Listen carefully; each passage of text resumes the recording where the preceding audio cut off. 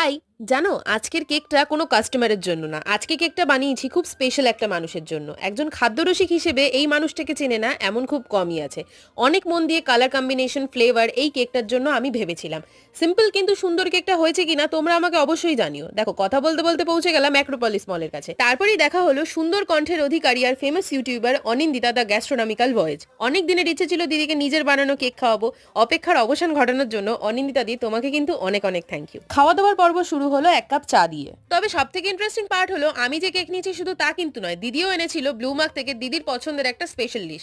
বাড়ি এসে আর তর সইল না, পটাপট বক্সটা খুলে হামলে পড়লাম। আর খেয়ে যা বুঝলাম একজন মিষ্টি সুন্দর মানুষের পছন্দটাও সেরকমই মিষ্টি হয়। অসম্ভব ভালো খেতে ছিল ললিপপগুলো। প্রথমে একটু চামচ দিয়ে চেখে দেখার পর ভাবলাম এসব খাবার চামচ দিয়ে খেলে খুব পাপ হবে, তাই পিসটাকে হাতে তুলে সোজা মুখে চালান করলাম। খেয়ে বেশ পেটটা ভরেই গেছিল, তাই রাতের ডিনারটা ছিল খুব সিম্পল, গরম গরম ভাত, আলু পেঁয়াজ কলি ভাজা আর ডিমের অমলেট।